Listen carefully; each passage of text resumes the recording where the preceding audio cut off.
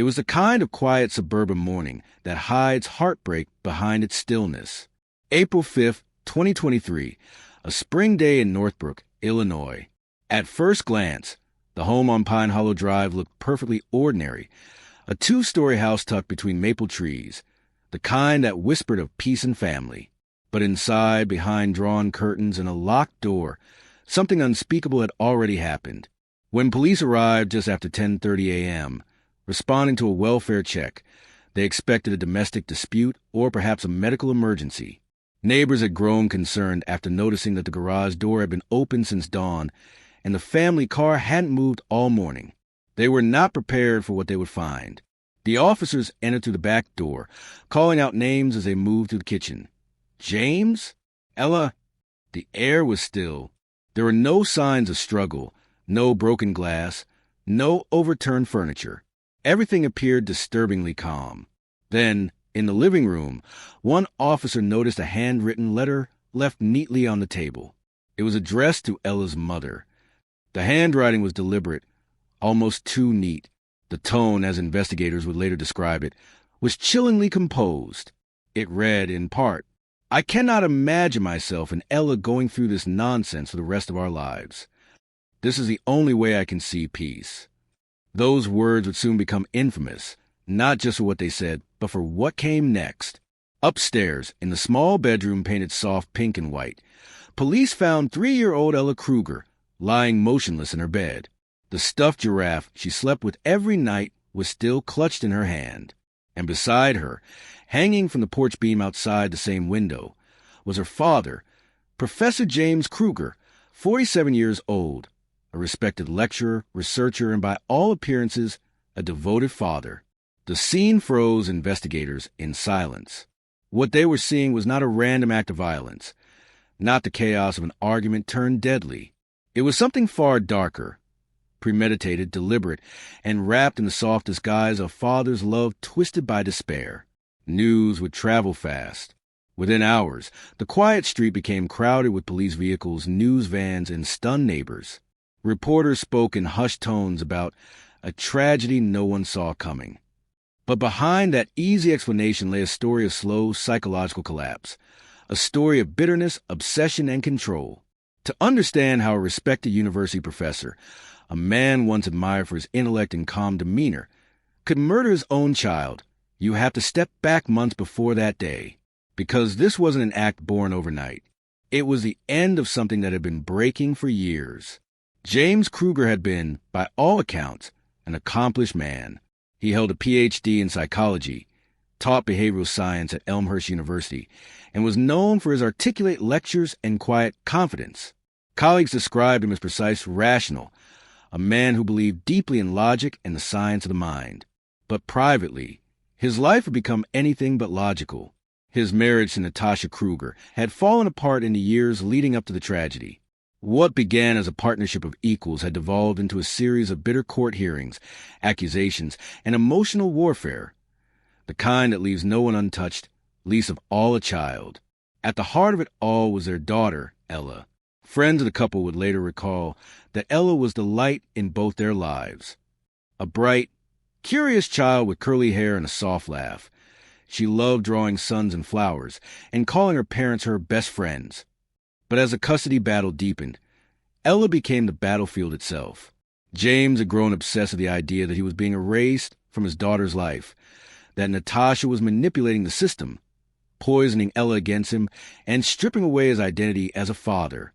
Court documents later revealed dozens of emails and voicemails he had sent to his ex-wife, some pleading, others angry, some chillingly detached. In one, he wrote, "You've made it impossible for me to live a life with my daughter. You will regret what you've done." The tone wasn't one of hatred. It was something colder, a man convinced of his own righteousness, his logic twisted into justification. In the weeks before his death, neighbors noticed subtle changes. James had stopped waving when he passed by. His morning jog ceased. The once perfectly manicured lawn began to overgrow, and more tellingly, the lights in Ella's room were left on at night, even when she wasn't there. To outsiders, it seemed like a man falling into quiet isolation. To those who knew him better, It was a man building towards something irreversible. On the night before the murder, neighbors heard nothing unusual, no shouting, no signs of distress. At around 8 p.m., one saw James outside with Ella, playing in the yard. She was laughing, chasing bubbles. He smiled faintly, almost like a man savoring a moment he knew would never come again. Later that night, he tucked her into bed, read her favorite story, and left the room. At some point in the early hours of the morning, he returned. Investigators believe he first wrote the letter, his so-called final statement. Then, using materials from the home, he carried out what he described as a final act of peace. The autopsy later confirmed that Ella died of asphyxiation, with no signs of struggle, suggesting she may have been asleep when it happened. By the time morning came, the home was silent again, a scene of eerie normalcy. The dishes from dinner still on the counter, Ella's drawing on the fridge, a picture of a son, a house, and two stick figures holding hands. When Natasha, her mother, failed to reach James that morning, she called the police. Within hours, her life, and the lives of everyone connected to that house, would never be the same. Sometimes, when people talk about custody battles, they use words like winning and losing. But in this case, there were no victories. Only the devastating silence left behind by one man's decision to play judge, jury, and executioner inside his own home. And behind that silence, one question remains. How does a man who studies the mind lose his own soul completely, that he takes his child with him? James was born in 1975 in Madison, Wisconsin. His childhood, as described by his younger brother, was strict but stable. His father, a retired Army officer, believed in order, precision, and discipline. His mother was a schoolteacher, nurturing but emotionally reserved. From an early age, James excelled in academics. He was the kind of student who didn't just want to pass a test. He wanted to master it. Teachers praised his intelligence, though many also noticed something else. A coldness, a tendency to view people as puzzles to be solved rather than lives to be understood. When his high school girlfriend broke up with him before prom, he didn't cry or lash out. He simply told her, "You'll regret that one day." Years later, she would tell police she still remembered the way he said it, not as a threat but as a fact. That quiet intensity followed James through college and into his doctorate. At the University of Illinois, where he studied cognitive behavioral psychology, he became known for his fascination with power dynamics in relationships, the ways people manipulate, control, and rationalize their actions. Ironically, the very things he analyzed in theory would later consume his real life. In 2005, he met Natasha Williams, a communications student with an open, curious personality that perfectly contrasted James's quiet rigidity. She was drawn to his intelligence, the calm confidence that seemed to anchor him. Friends described their relationship as intense but balanced, at least at first. James admired Natasha's warmth, but he also quietly resented how easily people liked her. She was spontaneous. He was structured. She believed love was about trust. He believed it was about understanding. They married in 2008, a small ceremony, attended by family and colleagues. Their first few years together were uneventful. They built careers, bought a home, and seemed like the kind of couple who had their future mapped out. But cracks began to show when Natasha became pregnant with their first and only child, Ella. Friends later recalled that James's behavior shifted during the pregnancy. He became more possessive, insisting on monitoring Natasha's schedule, diet, and even her sleep patterns. He read books about early childhood imprinting and claimed he wanted to ensure Ella would grow up rational, not emotional. After Ella's birth, his fixation deepened. He tracked her developmental milestones with spreadsheets.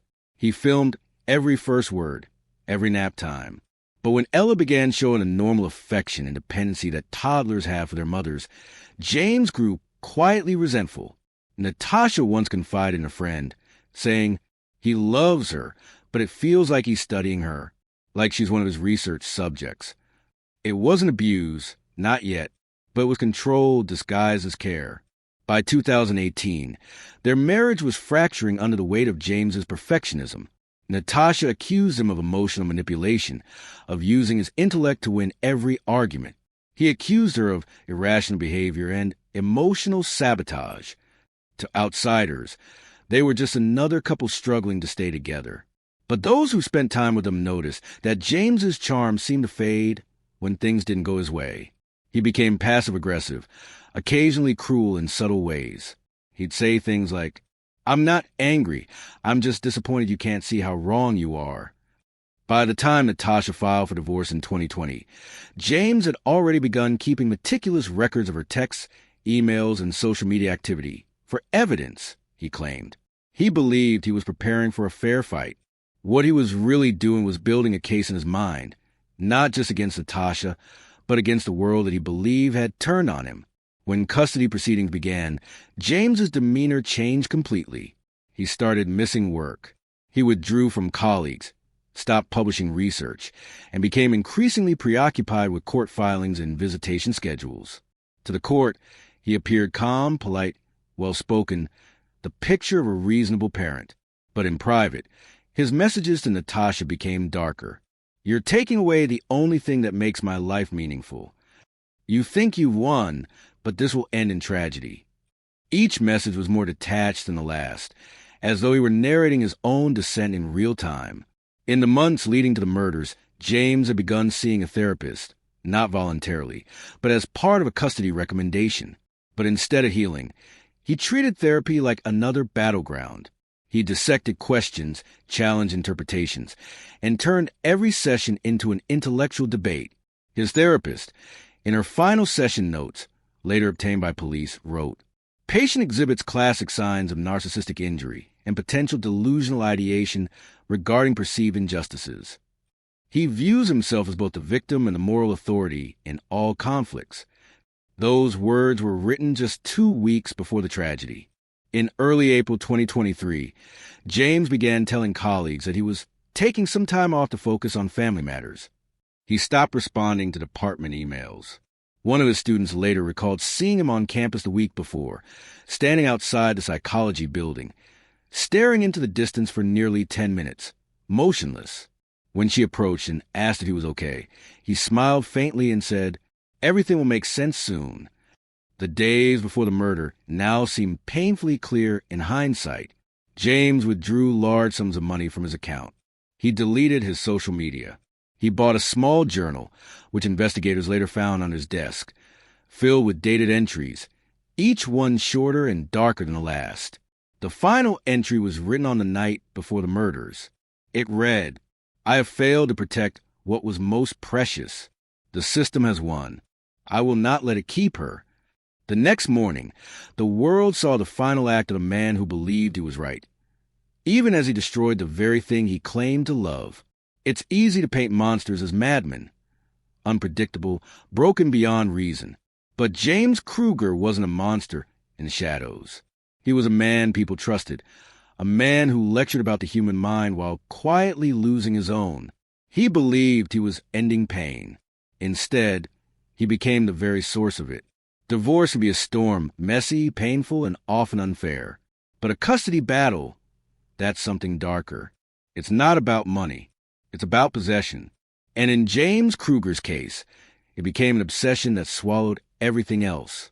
By early 2021, the marriage between James and Natasha had completely disintegrated. Their home, once filled with laughter and bedtime stories, became a battleground of paperwork and lawyers. Natasha had moved into a small apartment across town, taking little Ella with her. She wanted peace, a fresh start, but James saw it as betrayal. He filed for joint custody, insisting he was more stable, more rational, and better suited to raise Ella. Natasha disagreed. She told the court that James was controlling, emotionally manipulative, and unfit to parent alone. The court ordered psychological evaluations. Both parents underwent interviews. But what those reports revealed, quietly between the lines, was how far James had begun to unravel. Mr. Kruger displays a pattern of rigid thought, inability to empathize with opposing viewpoints, and a strong need for control. His demeanor suggests suppressed anger and deep resentment toward his ex-partner. He smiled during that session, as if those words didn't apply to him, but inside they ignited something. James saw the custody case not as a process, but as persecution.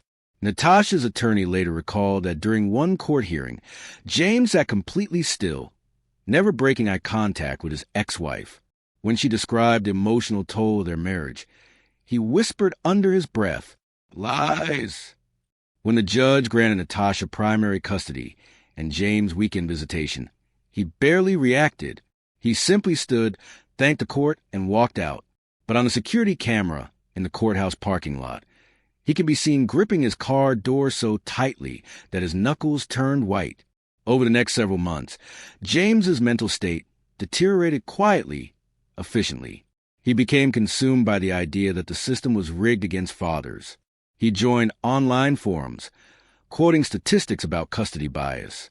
He wrote lengthy Facebook posts about paternal alienation and family court injustice.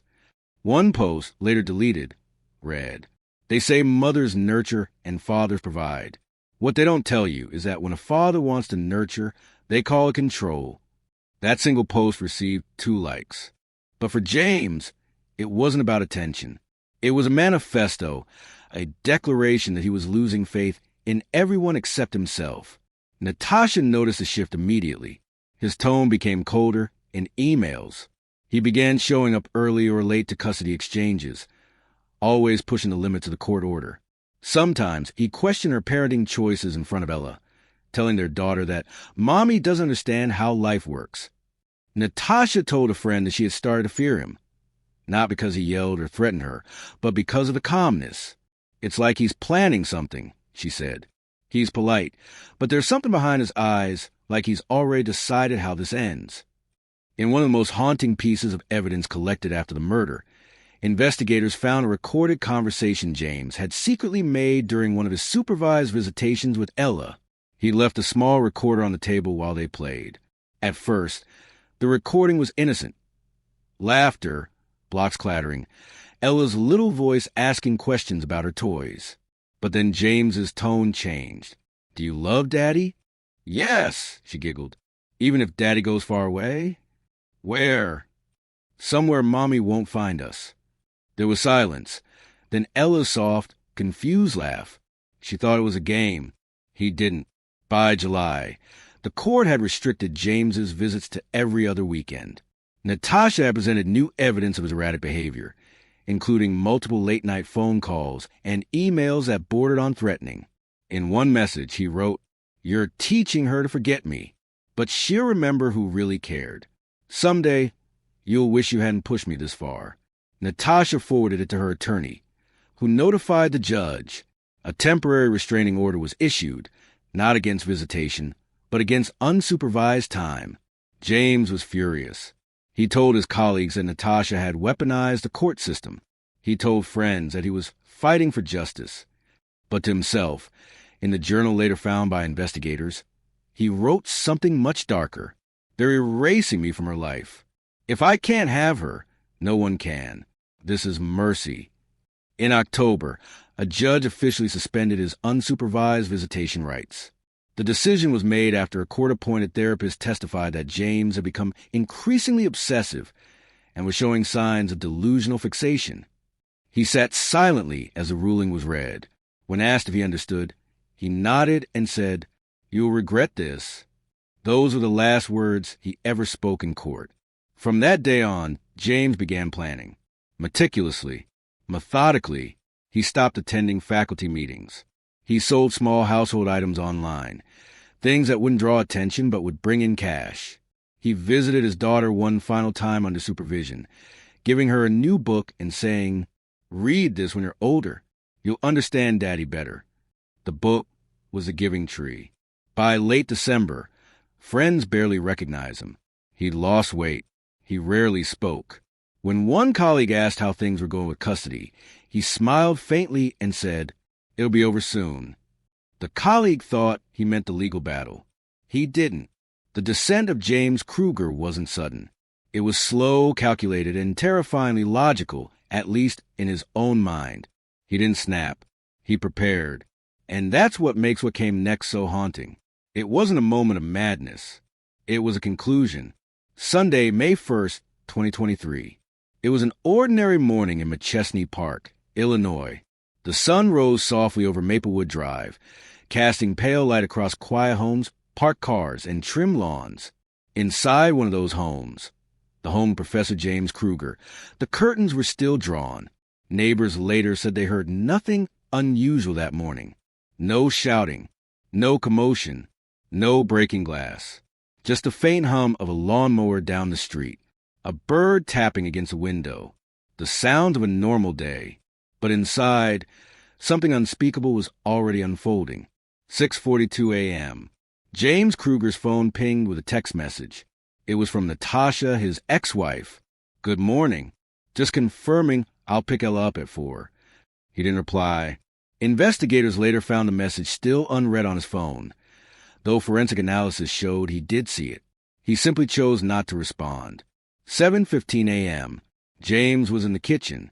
The scene, later reconstructed by detectives, showed 2 cups on the counter. One small with cartoon hearts, Ella's. One plain white, his. The autopsy would later reveal high levels of melatonin in Ella's system, mixed with traces of sedative. Investigators believe James spiked her morning drink to make her drowsy.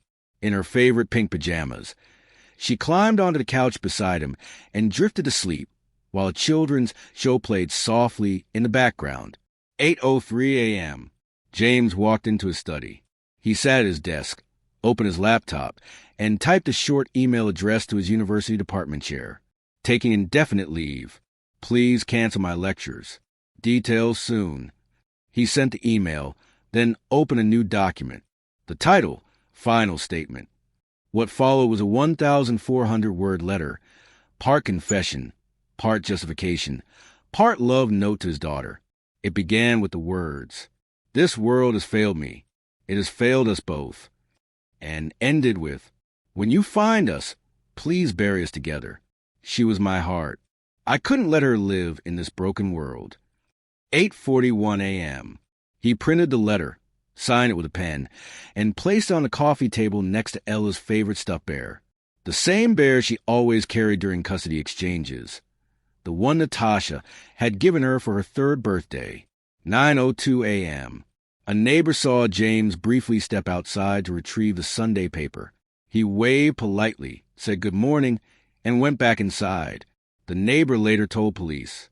He didn't look upset, just quiet, normal, like always. That was the last time anyone saw him alive. Sometime between 9:15 and 10 a.m., the murders occurred. Police reconstruction suggested that James returned to the living room, where Ella was still asleep. He covered her with a blanket, whispered something, no one will ever know what, and then strangled her with his hands. The medical examiner noted that there were no defensive wounds, no struggle. She likely never woke up. Afterward, James went to the porch. He took a length of rope. One investigators found it purchased 2 days earlier at a local hardware store, and tied it to a wooden beam. He wrote one final note by hand, folded it neatly, and pinned it to his shirt. It read, "I'm sorry, Ella. Daddy loves you." 12:18 p.m. Natasha tried calling. No answer. She assumed Ella was napping. 3:45 p.m. She texted again. "We're outside. Can you bring her down?" No reply. 3:57 p.m. She tried again, voice shaking this time. She dialed his number, then called the police.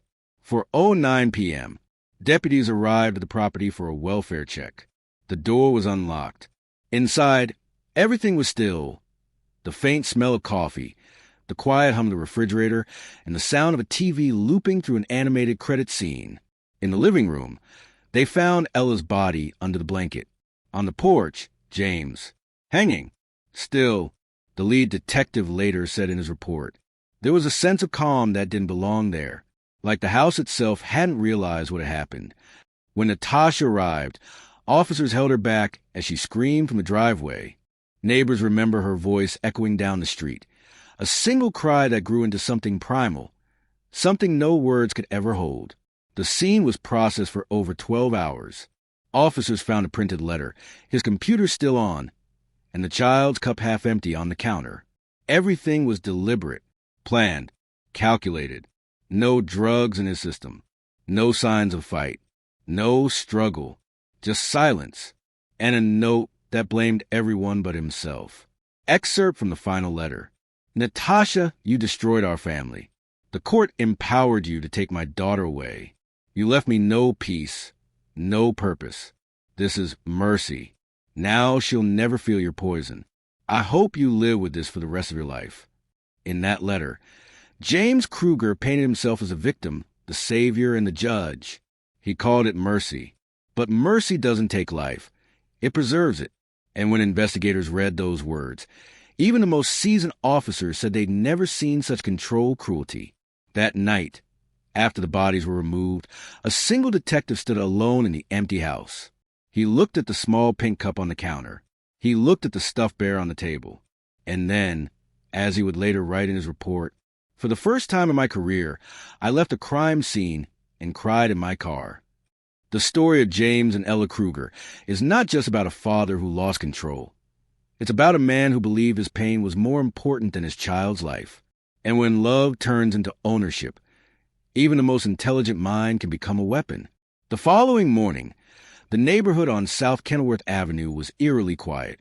Police tape fluttered in the cold breeze as news vans lined the street. Reporters whispered in disbelief. Officers moved carefully in and out of the modest family home that now stood at the center of a tragedy that no one could comprehend. When the news broke, it sent shockwaves through Oak Park and far beyond. To those who knew James Kruger, the reports didn't make sense. He wasn't just a professor. He was a man who had built his reputation on compassion, intellect, and calm reasoning. His colleagues described him as thoughtful, articulate, and deeply devoted to his daughter, Ella. To imagine that same man taking her life in his own, it shattered every image they had of him. Inside the home, investigators found what would later be described in court documents as a deliberate and planned act. There were no signs of a struggle, no forced entry, no evidence of another person involved. Just two lives, ended in silence, and a note left behind. That note would become the centerpiece of the investigation. Written by hand, it carried both anger and despair. Kruger spoke of a custody battle that he described as unbearable. He claimed that every hearing, every exchange with his estranged wife, had chipped away at his sense of purpose. In the note, he blamed what he called an endless war in family court, a war, he wrote, that had stolen the peace from his home. It wasn't just a suicide note. It was a manifesto of defeat. Investigators examined the timeline of the custody dispute. Friends and court records painted a picture of tension escalating over months. Arguments about visitation, child support, and shared decision-making. Both parents have filed motions. Both accuse the other of being unreasonable. But as one officer later told local media, most people survive divorce. Most people find a way forward. This was different. The question wasn't simply what happened, but why. In the days following the tragedy, grief counselors were sent to the university where Kruger had worked. His department released a short statement expressing sorrow and disbelief. Colleagues described the experience as living in a fog, the kind that settles when you realize someone you thought you knew was living in unbearable pain right in front of you. The community held a small vigil. Neighbors, many of them parents themselves, stood outside holding candles in silence. No speeches, no judgment, just shock, sorrow, and the haunting question of whether anyone could have stopped it. As detectives pieced together the final days, they found nothing outwardly alarming. Kruger had continued teaching, attending meetings, and caring for his daughter as usual. But behind the routine, there were signs of emotional collapse. Isolated text messages, missed therapy sessions, and sleepless nights recorded in his phone's health app. His note mentioned the noise never stopping, a phrase investigators believe referred to the constant tension of the custody proceedings. Court experts later analyzed the case as a textbook example of family court burnout, a psychological state where ongoing legal battles over children lead to depression, anxiety, and feelings of hopelessness. Unfortunately, in rare and extreme cases, it can culminate in violence or self-destruction. Kruger's note became a warning, a disturbing mirror reflecting how unresolved rage and despair can twist into tragedy. It wasn't about one man's madness, but about the silent collapse that happens when emotional pain turns inward for too long. After the investigation concluded, authorities ruled the deaths a murder-suicide. No further criminal charges were filed. The home was sold quietly months later, and the story faded from headlines. But for those who knew the family, the loss never faded. Former colleagues of Kruger later helped establish a campus counseling fund dedicated to supporting parents and students facing mental health crises. It became a small act of redemption, something meaningful built in the ruins of something senseless. Today, the case is still mentioned in professional circles as a study in warning signs, mistress unspoken, and systems that struggle to protect the vulnerable. The final line of Kruger's note, investigators said, was the one no one could forget. I can't imagine living through this for the rest of our lives. There's a kind of silence that lingers after tragedy, not the silence of peace, but of absence. Inside that quiet, a child's laughter once lived. A home once filled with hope now stands as a symbol of questions that will never have answers. For James Kruger, what began as love and devotion had turned into something dark, something heavy enough to crush reason. Those who studied his writings later found small notes, fragments of thoughts written in the margins of books and lecture papers. I can't fix this. She deserves better. We're drowning. Each line felt like a whisper of a man unraveling. In the weeks following the tragedy, the town of Oak Park became a portrait of collective mourning. Teachers from Ella's preschool left flowers on the steps of the family home. Students at the university lit candles, tried to make sense of how a man who once lectured about empathy could lose his own. Every parent in that community looked at their children differently. Every partner looked at the one they loved and wondered what silent battles might be hidden behind tired smiles. There's an unbearable truth in stories like this. That pain doesn't always scream before it breaks. Sometimes it hides behind intellect, behind politeness, behind the appearance of control. James Kruger wasn't a monster in the traditional sense. He was a man crushed by despair, blinded by emotion, and trapped in the illusion that ending everything was somehow an escape. But the truth is, no one escapes. Not the child who was taken. Not the mother who was left behind. Not the friends and neighbors who will forever replay the signs they might have missed. In interviews years later, one of Kruger's close colleagues said something that echoed through the room. He wasn't evil. He was lost, and the system let him stay lost. The custody courts, the endless filings, the emotional strain that strips people down until they're no longer themselves. It all became part of a bigger conversation.